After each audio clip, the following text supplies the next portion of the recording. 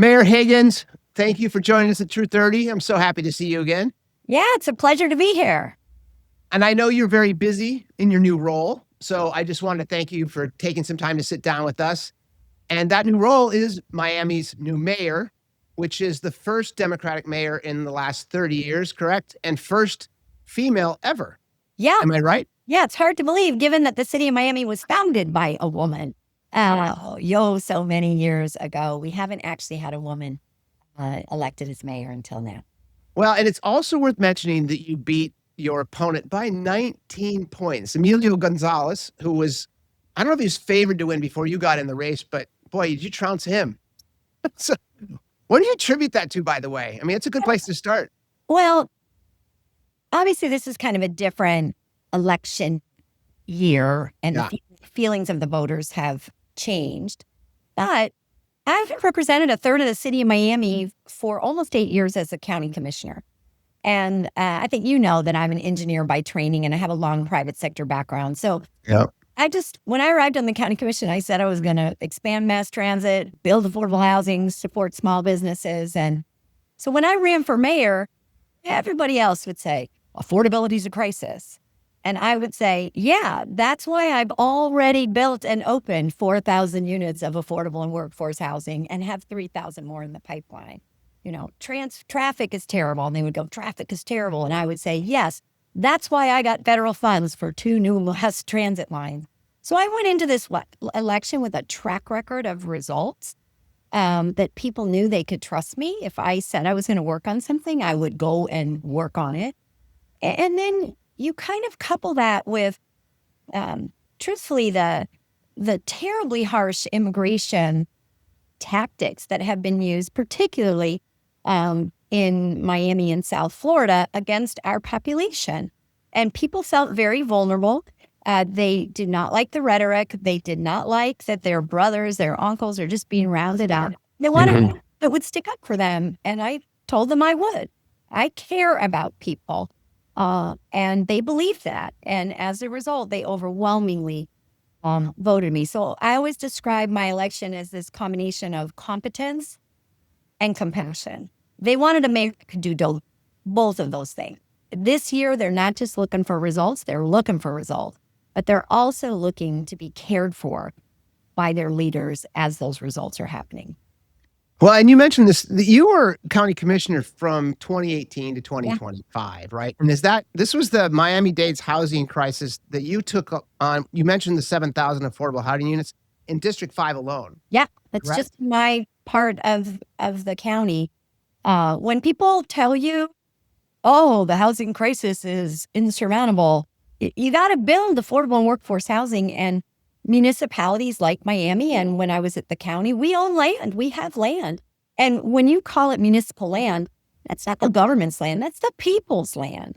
And so we really need to look at that and say, how do we activate that land to make sure we are building housing that people can afford for all kinds of people, very low income people, seniors, working families, and really building and transforming neighborhoods using our own city resources, which land is top of the list, particularly in South Florida. Very expensive here. It isn't cheap. We own is really valuable, and it decosts the project, sometimes to the tune of $20, $30, $40, $50 million if the land is contributed to affordable or workforce housing project. Yeah, you actually, some of your interviews that I watched, you said affordability is not just a buzzword. It's something I've been talking about for years. And the Cornelian, your alma mater at Cornell, said Higgins' campaign focused on alleviating affordability issues through more efficient government, cutting the red tape hindering small businesses and homeowners, providing climate resilience, and fostering safe neighborhoods. And that's just kind of an amalgam of everything you just mentioned. Specifically, ICE. We did some reporting on ICE early in the year where I interviewed some peace officers and tried to understand the difference between like a police officer's training, which all in is about 1.5 years from the beginning of the psychological evaluations and the boards, the police academy, the field training officers. The ICE agents that you were actually fighting back against had approximately 47 days of training. And the research we did on that, there was about 12,000 new recruits hired in 1 year based on Stephen Miller's edict. And the problem was they didn't have time to train them. They didn't have time to do background checks. So they just put people on the street without knowing anything about them. They relaxed the physical requirements, which were laughable. It was like 35 sit-ups in 90 seconds and 10 push-ups. And it was just like, just remove it. Even I could do that. I think you could take some of these ICE agents myself. But yeah, so, what did you do specifically to help with this draconian measure from our federal government? Listen, as a local government, we have to follow the law. Yeah. Right? And so we don't have the ability to not follow the law. And it's not just federal law. In our case, we have different laws in Florida that we are forced to comply with. And so we are, right? I'm not going to do anything that puts our city in legal jeopardy. But I can speak out against this. I can talk about how this is tearing our families apart. I can also talk about solutions. Like, let me just give you examples. 2 times temporary protected status for our Venezuelan community was taken away with just swipe of a pen. It could be immediately put back in place with a little bit of ink from one person. And we're talking about in all of South Florida, over 100,000 people. Mm-hmm. These are, they're fathers and mothers of American citizen children, they're business owners, they're homeowners. Many of them are living in hiding. And I'm sorry, Venezuela is neither safe nor stable. They have not released the political prisoners. There is no real change in who is governing. The regime is still in place in Venezuela. Yeah. And the impact to families, but also the impact to our economy it's very risky. I'll give you an example. I met a gentleman who has health clinics. When they get rid of TPS, it goes into effect at 12:01, right? So at midnight, these folks are in this country legally, and at 12:01, they're not. And as a business owner, he gets a letter the next day saying, these 27 individuals, you have to fire them because they're not able to do it. Now, he owns a health clinic. So that's 27 families without a breadwinner and a health clinic without proper patient care. So the examples of how this draconian and willy-nilly immigration stuff has been implemented is just simply terrible. We're waiting dreadfully for the Supreme Court decision about our Haitian community. 10% of the Haitian TPS recipients work in healthcare, right? So they're nurses, physician's assistants, sometimes physicians, home health aides, assisted living physicians. So our hospitals, our assisted living places, we're just like, what is going to happen when we lose thousands and thousands of workers? And that's making its way. So again, I have to fight back with my voice. And then, of course, the courts are fighting this battle for us. And I think TPS for all of those folks could just be immediately restored. And that would help a great deal. And listen, capture the criminals. Like the bad guys, go get them. I don't like them any more than anybody else. Once I'm in jail, I will help you capture them, right? Like anybody that is committing crimes is fine. But when they're going to work in a restaurant or hotel and dropping their kids off at school or attending mass, and that is not what this country is supposed to be out. It's bad for families. It's bad for our economy. It is. And I think that's part of, there's a lot of press about you. And that's why I was so happy you were going to join us. Specifically that you and your campaign is the new recipe or the new template moving forward for the Democrats. And you mentioned compassion as part of your theme. I actually had in my questions here based on that is, do you think that empathy is going to have a comeback in the sense of politics? Because we see so much, the cruelty that took place specifically with ICE, just to stay on that story, was, I think, surprising even to the Republicans who voted for Mr. Trump. Yeah. My relatives, as a rule, tend to be conservative, more small C conservatives than MAGA types, but they all voted for Mr. Trump, I think 3 times. Yeah. And when I was back home in Minnesota a couple weeks ago, because I report on this, they asked me a lot of questions and they're like, I didn't see this. And so I asked them, are you feeling badly about anything? And they're like, yeah, this this whole thing about, to your mention, it wasn't about getting criminals off the street, because no one of reason argues that we want criminals who are here illegally to leave, right? And we will help you leave or we'll put you in jail. But the difference is, to your point, around able-bodied, kind, constructive, accomplished people who have been here for years, some on DACA and some on other different TPS structures. These are not the people we're going to go after with any level of efficacy specific to an economy, specific to how we're supposed to treat other human beings. And that's, I think, what I really enjoyed seeing. And I don't want to label this as, a campaign that should live alone. I actually like the idea of, that's why I brought the topic up. I think that empathy may be getting a comeback for people like yourself, because you were reflecting not only affordability, but compassion and competence as a commissioner. And I think that was the neat thing. Your name recognition was off the charts when they put you up for this spot. And I remember you and I talked, I think, the year previous about that. And Justin was saying, hey, we need to get Eileen out there for mayor. And I was like, seems like she's good for it. And it sure turned out well. Well, I guess you guys were right. It took a little bit of convincing to do it. It's not easy to run a campaign and change your whole life and take over a new city with new challenges. But I felt called in this time where I refer to it as the politics of trickle-down hatred. Huh. That is the era we are living in, where the words that our elected leaders are using, whether it's in Washington, Tallahassee, other states, other communities, are demeaning of other human beings and causing divisiveness, and in some cases, violence. And so wherever you are looking now, there is no empathy, and it's coming from leadership. And I thought, no. We've all worked with people that can get things done, that know how to run cities, know how to run companies, and don't talk badly nor mistreat people. And that caused me to raise my hand. I'm like, I know I can be a good mayor for the city of Miami, and I know I can be nice to our people while it's hard. Maybe it was my Catholic school upbringing where I know that I'll go straight to hell if I'm not nice.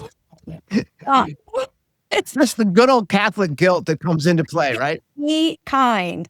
And it's, when I think about the things that are being said, look at the anti-Semitism that is flourishing. It's because of words.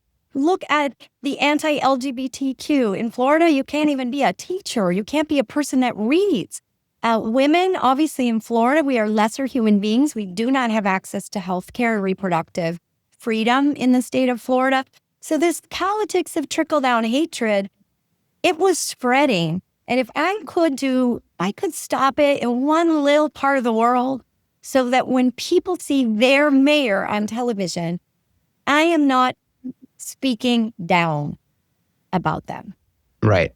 No, and you mentioned the 7,000 affordable homes for your district as a commissioner. And then you also launched something called Elevate District 5, which is an initiative funded by President Biden's American Rescue Plan. And in that, you supported more than 1,000 local businesses by connecting entrepreneurs, resources, tools, and partners. In that capacity as commissioner, how do you see your new role taking that piece and not only elaborating on it, but building from that? Yeah. So the genesis of that idea occurred during COVID. Okay. Our small businesses in Miami are very small. Tend to be immigrant-owned. Sometimes there are language issues to accessing resources. And so in my district, nobody got PPP loans, nobody got SBA loans, none of that stuff happened. And I vowed when the American Rescue Plan was passed by President Biden that I was going to invest in my district in the long-term success of our small business community. And we slowly but surely added skills to these entrepreneurs and business owners. Everything from some of them, we just needed basic tech stuff. Others needed to learn how to pivot to having a business online. As artificial intelligence came in, how do you use AI to help you with communication? How do you use artificial intelligence to improve your business operations or your inventory management? We did financial masterwork skills so they could generate their own financial statements. You can't generate your financial statements, you can never get a loan. And then importantly, launched 2 revolving loan funds that are only available to businesses in our community.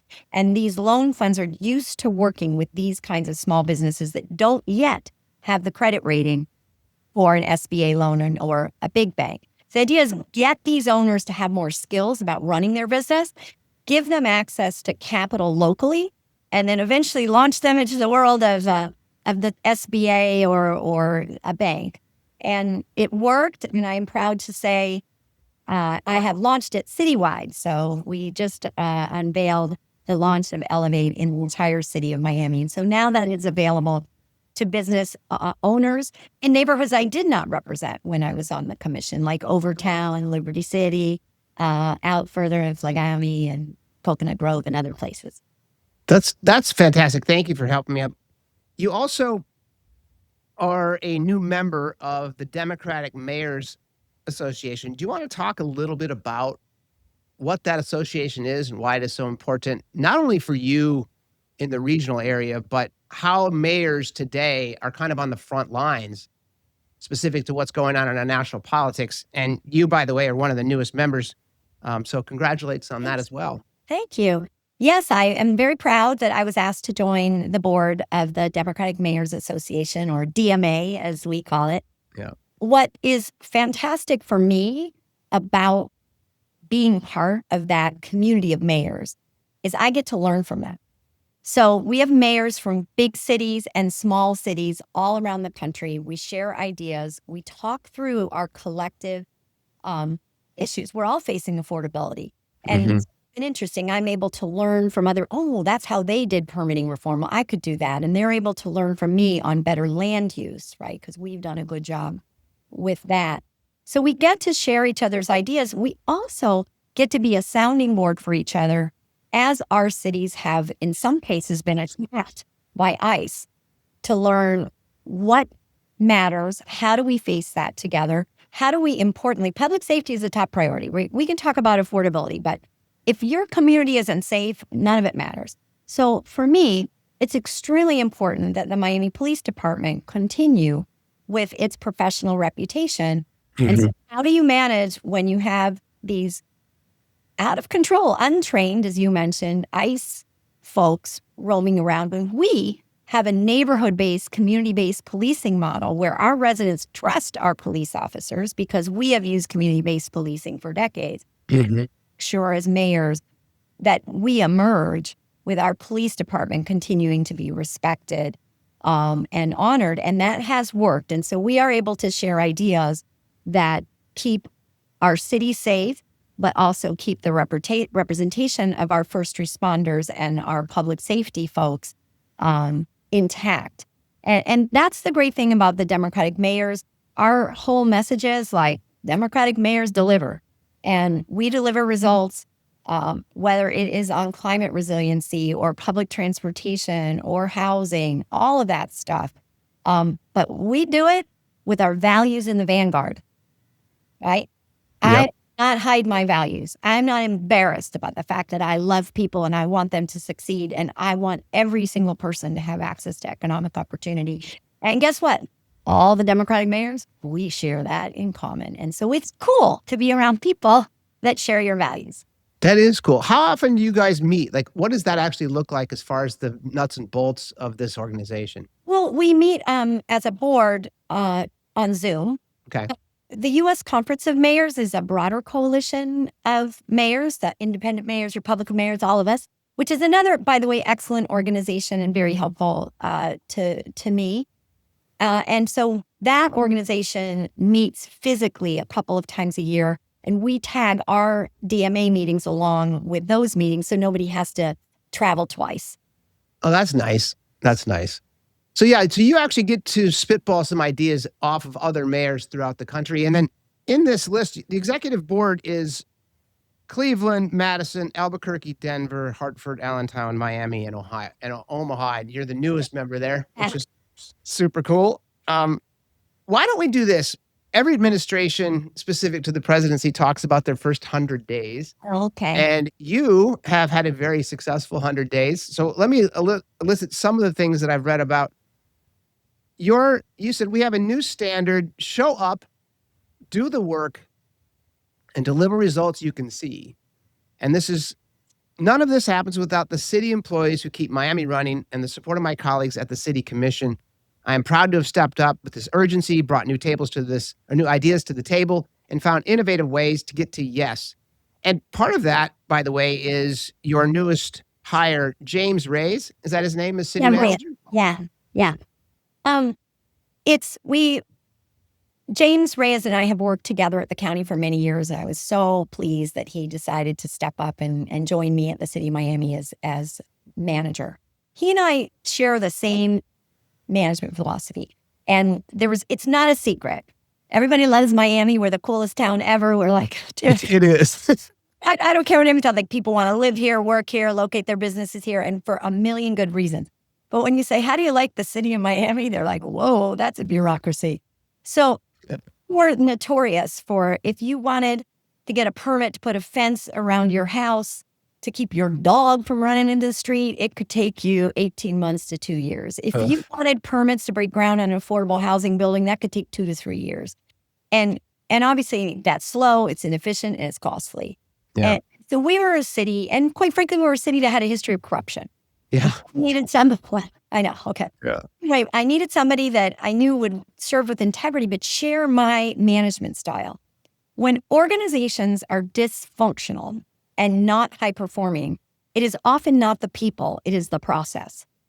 And so he and I have been putting new processes in place, and we are seeing that our people are stepping up. So, and by the way, some of them, this is the best thing ever. I would meet with employees and they would hand me a 10-page document saying, these are all the things I wanted to improve. And we never had a city manager or mayor that said yes to these innovations. So wow. We've implemented, we have for homeowners, same day, no delay permitting.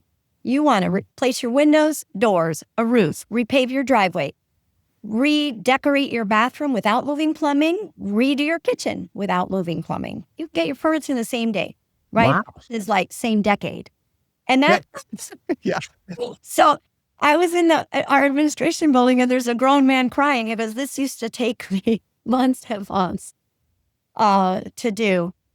So there's just so many things that our employers were, because the secret sauce to high performing organizations is leadership promotes innovation and transformational change. The employees are able to accept it. But the way it's done best is when the employees are also generating ideas, and the ideas are meeting in the middle. And so we are embarking upon that. And my goal is, it's going to take us a while, believe me. But 2 years from now, I have to undo years and years of bureaucracy. So 2 years from now, I want people to say it is a pleasure to call the city of Miami, and that I feel treated like a customer when I call. Whether you're a resident or a small business owner or a big business owner or whoever it is, you feel like you're treated like a customer. So that's our goal. We've already made big moves in the first 100 days. I guess I'm over 100 days on the 18th, yes. Month 5. So, but you can't wait to make changes. And you also, sometimes you just got to do one change at a time. You don't have to transform everything at once, like test and learn. And it's a muscle. Innovating is a muscle. And our employees need to know that they can try an innovation. And let's say it's not 100% perfect that week, but it's 95% perfect. And as long as it's not safety related, right? We're not testing on any structural issues, right? Or fire issues, right? But we can test a new computer system or a new chat bot. And if it's not perfect this week, it can get better next week. And I want to be a learning organization where our employees are testing ideas that make our service level better for the residents, and then learn from them and do the next thing even more creatively and more interesting. And hopefully that makes their jobs more interesting. And then when they're out in the grocery store, no one complains that they're a City of Miami employee. They go. Well, those are amazing policies, Mayor. And obviously they're going to help contractors and these new, young, small companies have more efficient costs, which as a small business, your EBITDA is very important to understand how you can keep going and hire more people. And I think that's obviously the application of technology as a layer, AI being part of that with chatbots and things like that. That's fantastic. And that also kind of lends into what you're doing at the geography level. So there's another section of Flagler Street, which was reopened. You want to talk a little bit about that after being closed down for years? Okay. I live in downtown Miami. That street has been closed for 10 years. Okay. When I was running, I'm like, what kind of city cannot complete a 5-block construction project in 10 years? Like, I don't know. This cannot be. This is another example where you're like, okay, we got to do something different. We have to have a whole new procurement. We got to get rid of this contractor. We need to procure somebody within 2 weeks, and we need to give them 2 weeks to fix it. And so we opened not an entire section of Flagler Street in 30 days. And right. And that's just new. This is the thing that drives me crazy, right? When I hear from anybody in the city of Miami, that's how we've always done it. Right. I have a simple question. Is that required by law? Because if it is not, we don't need to do it that way. Exactly. Right? We can think differently and use different procurement processes and accelerate things. And we can do it well. For example, we just opened our new soccer stadium. It's a 20,000 person stadium. And we got that thing built and opened in 18 months. So you can do things quickly if you think differently. We used a task force model for that. And I can tell you in March, we were like stressed. We're like, oh my gosh, the first game is April 4th. We literally opened a war room. We had the building department there all. We would inspect things at 3 a.m. But you know what? We did it. And we had never done anything like that before. And now we have a beautiful Major League Soccer stadium. So that's the idea. Just don't think about how we've done it in the past. Think about how we could do it. And it's exciting to be part of change. Well, and you guys are going to have you're hosting a lot of the World Cup. Oh, yeah. You see my little FIFA ball back there? Oh, yeah. I see that. Miami colors. I'm a big fan. My boys both play competitive soccer at the club level, and my oldest just starts prep school next year, and he's all excited to play for their soccer team as well. So it's going to be fun to watch. Yeah, it's exciting. We have 7 games. But importantly, in the city of Miami, we're hosting Fan Fest. I think it's going to be the biggest fan fest in the country, right on Bayfront Park. 23 days. We've got screens. We're going to show every game, no matter what stadium. Awesome. And it's free, right? The tickets to World Cup matches are, well, they're pretty pennies, shall we say. They're a little pricey, yeah. Everywhere. But the idea that we have a place that's accessible via public transportation, it's right on the water.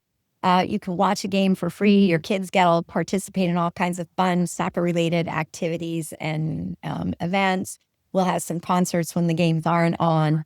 And as a matter of fact, we just started building the set this week. So we're already transforming our park and getting ready for, I think it's June 12th, if I'm not mistaken, maybe it's the 13th, that we'll start up with BAM Fest.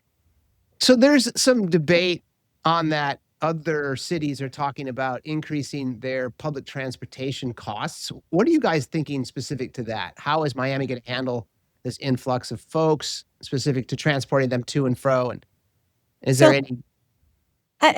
Right now, there's no talk of increasing the transit fares. So first of all, we don't have a train station near the stadium where the games will be played. Oh, that helps. Well, good luck to you. But what we are doing is kind of a hub and spoke model. Okay. We have huge park and rides at our transit hubs. And so we will encourage people to ride transit to one of those hubs, and then we will be consolidating people with their tickets already into buses, and we'll have dedicated bus lanes that'll just take folks up there quickly. So that's the goal, is to minimize car traffic up there and consolidate people where our train does end, and then get them up 27th Avenue as in a collective situation. And then, of course, Fan Fest is downtown. We have great public transportation. The Metro is free. The trolley is free. So we don't even have the ability to charge if we wanted to. I guess you could have somebody out there collecting with quarters or something, but nobody has cash anymore anyway. Yeah. Well, and this is going to give Miami even more exposure to the rest of the world. And then your little city now gets that level of exposure too. And these new things that you've already implemented in your first 100 days sound like they're going to be very helpful for all the initiatives that you're putting forth with all your new folks, your new city manager, and team you put together. I mean, this is exciting, especially considering, you mentioned, and we don't have to get into it, but yeah, there's some corruption going on there for different, and not that there's not corruption in many different governments, but it's nice to see that honesty, compassion, and competence is actually working this quickly. Yeah, you just have to, leadership comes from the top down on these things, right? That we're going to do things right. We're going to do things well. We're going to have the residents in our mind in every decision we make and everything that we can do. And that's how you move forward. And then, of course, it's not a joke. You have to have watchful eyes and auditors and processes that make sure your financial practices are clean and good. This is not like the honor system. This is, we think you're going to do this right. We put the policies in place to make sure you're doing it right. And then we have oversight to make sure nothing is wrong. And that's how it does. But it starts top down. That's great. Not opinion. This city will service to its people. When specific to your own work ethic, you mentioned something in an interview I watched that said that you moved your personal office to the administration building on 2nd Avenue. Yeah. Why? I'm here today in City Hall because today is the day before our commission meeting, and our commission chambers are at City Hall. And so the day before commission, we are in City Hall doing briefings. But nobody works here, right? Literally. It's just here. It's a ceremonial, beautiful building with a pretty nice view that can be distracting if you look at it. It is pretty. But the administration building where we have our thousands of employees, which is walking distance to our police headquarters, the mayor never had an office there. So I want an office there. So I have an office there, and I'm there more days than I am at City Hall unless we're getting ready for a commission meeting. And, it's funny that things, you won't have your own bathroom. And I'm like, well, I've never had my own bathroom. So, okay. Well, we'll be with the employees. Well, okay. I've always been with the employees. So it's funny and I don't have my own elevator. It's okay. I can ride elevator with other humans. I've done that before. So I work with the building department. Code enforcement is in there. We have part of our emergency operations centers in there. We have our parks department folks are in there. Our resiliency department in there. And it's good to be part of the team. And they also need to know that their mayor, if the city isn't doing something properly or efficiently, I'm part of them now, right? This is not a blame game. Like, when you're in leadership, it's us and we fix it. And I'm part of that we, right? And I realize I have a bigger mouthpiece than some other folks do. But yeah, it's good. It's good to, be with regular people who work every day for the residents. Well, see, that's why I asked about it, because I noticed it. It's not, I don't know if I would have done that, but it was the whole idea of having a private office. I remember when I was in the business world, I liked having a private office. But what I liked about your approach, and this has been more akin to recent leadership here in the Silicon Valley even, is that people go and sit on the floor together, right? There's not all these private offices. And that's kind of what it reminded me of, is that you brought yourself out and said, I can get more work done and be collaborative with the team that I work side by side with if I'm actually side by side with them. Well, right? Imagine if I wanted to meet with someone, like we're doing some major, really interesting, fun things with zoning to have cottage homes, which other parts of America have had for years, but we don't have that allowed. So we're changing that. But every time we want to have a meeting with the planning and zoning people as we are iterating towards this new housing type, they have to drive 30 minutes to come see me. Wow. And then 30 minutes back. So a meeting with the mayor is a real pain. Now they ride the elevator or, take one flight of stairs. So it's better for them. It's better for their morale. Quite frankly, it keeps them in the office working harder for people versus in traffic going back and forth from downtown to the Grove. So if you want to manage, you got to manage by walking around. I mean, that is the oldest little management theory in the book, MBWA, which means if I'm in City Hall and it's not commission week, you know who is here? No one. I literally sit here and talk to myself. Well, you mentioned cottage homes not being available. What can you tell us and listeners and the watchers? What is a cottage home? If I would have known, I'll send you some pictures. Thanks. So we have little lots all across our city. I know in the skyline you always see our big high rises, but we have lots of single family home neighborhoods. And we're allowed on our single family home neighborhoods to put duplexes. So you could put two houses next to each other. But in our code, they have to be attached. They can't be separated. And they also are really boxy. So every now and then you'll drive through one of our cute neighborhoods and you'll see this white box. You're like, what is this? And why is that out of character?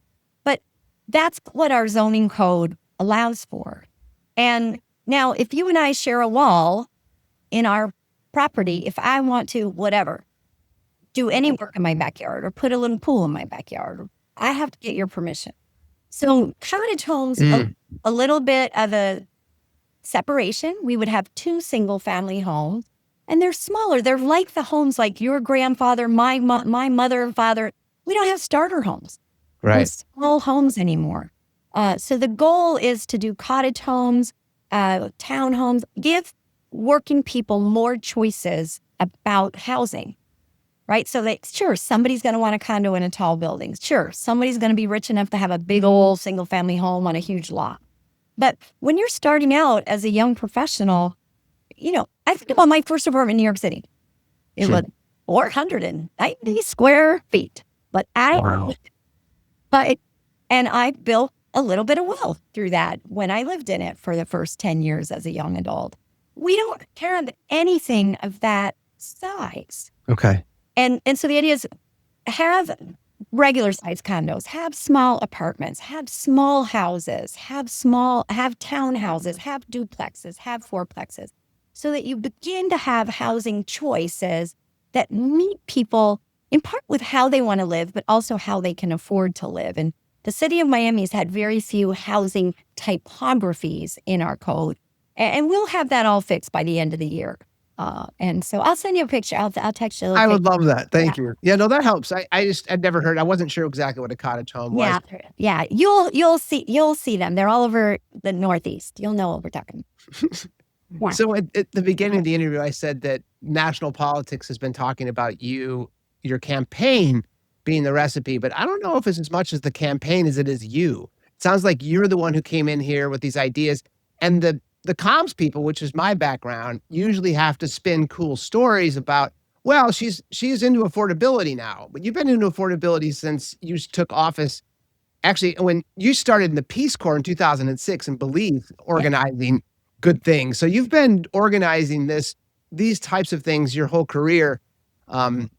We won't get into your advertising side. I did look that up too, but I have a good private sector. You have, yeah, you do. I was like, because that was my background, and my producer over here, buddy. We met in the ad biz, so we know the brands you used to represent, and you did that well as Indeed as well. So it's neat to see that.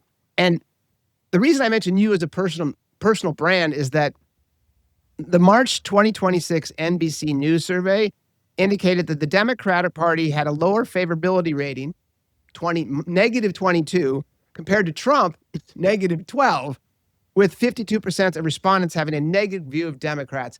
Did you see any of that? Are those headwinds that you had to fight during this election? Did you see that the Democratic Party wasn't popular, or was it specifically you against Emilio? I mean, in the first round, there were 13 people. So there were plenty of Democrats and plenty of Republicans and plenty of other people that were whatever they were in the middle. Yeah. Here's what I can say. Everybody wants this perfect Democratic Party, right? Where we are all marching to, like, it's like the 10 Commandments. There's like 10 things we have to do. Or being Catholic, you could burn in hell if you don't follow those. always thinking of it. Don't want to get there. But at the end of the day, people do like Democrats and they're voting for them. And you're seeing that in election after election after election.